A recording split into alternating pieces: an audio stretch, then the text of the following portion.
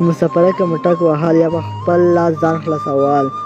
یو کال صدیق تیر که هلته مې چې کله جنسي شوق پورته شو نو موټک وهل یا د خپل لاس ځان خلاصولو شهوت ایستلو عمل مې ترسره کړ. خو اوس دا عمل زما په عادت بدل شوی. د خپل حال سره جنسي اړیکې په پرتله موټک وهلو ته ډېره لیوالتیا لرم. دا په داسې حال کې ده چې د موټک وهلو په شمول ټوله هغه لارې چې د خلاصېدو لپاره نارینه غوره کوي هغه لارې صرف سړي ته یو فزیکي خلاصون بښي او هېڅکله صحي او روحي ارامي نه وربښي. په همدې وجه موټک وهل په عادت بدلېږي او روحي او جنسي عبودیت کې کموالی راځي. د یو کال راهیسې تاسو د موټک وهلو عمل فزیکي ارامي او مغزي توازن په نیت ترسره کړی. ته باید ورو ورو اصلي جنسي اړیکې باندې خپل ځان عادت کړې او خپل فکر باید بدل کړې. کېدای شي څوک داسې ادعا وکړي چې اوس خو فکر او ذهن په همدې لاره باندې عادت شوي دي او د دې بدلول خو ګران کار دی. خو د دې عادت بدلول خو ساده کار نه دی. ته باید خپل ځان بیا ځله وځوې چې خپل مېرمن سره جنسي نږدېوالی عادت واخلې.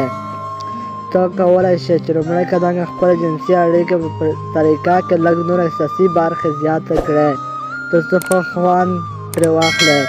مخکې له دې چې په جنسي اړیکې باندې پیل وکړې د خپل مېرمن سره په ډېره نرمۍ لاره باندې خبره وکړه. تر هغه وخته چې جنسي اړیکې مه پیل کوه تر څو چې ښه پوه شې چې یوه د مینې فضا مو منځته راوړه. کله چې پوه شوې چې د مینې فضا منځته راغله نو بیا هڅه وکړه چې نوره هم فضا ګرمه او طوفاني کړې. خپل فزیکي اړیکې ورسره ښه ژوره کړه. بیا نو د هغه بدن په مختلفو ځایونو لاس ووهه او بیا هڅه وکړه چې هغه ګرمي سره ښکل کړې. ډېرې مودې لپاره هڅه وکړه چې هغه سره فزیکي تماس زیات کړې. دا کار چې څومره کولی شې ویې کړه. ته کولی شې چې د دې عمل موده ډېره تمرین کولو سره زیاته کړې او کله چې ستا فکر او ذهن له خپل مېرمن سره جنسي نږدېوالي سره عادت شو نو ته به ډېر ژر پوه شې چې ستا هغه عادت په کمېدلو باندې دی او بالاخره ډېر ژر هغه منفي عادت له منځه ولاړ شي. که مسله داسې حل نه شوه نو بیا جنسي ستونزو متخصص ډاکټر ته مراجعه وکړه. په حقیقت کې هر ډاکټر له تاسو سره د دې ستونزو حل لپاره مرسته کولی شي.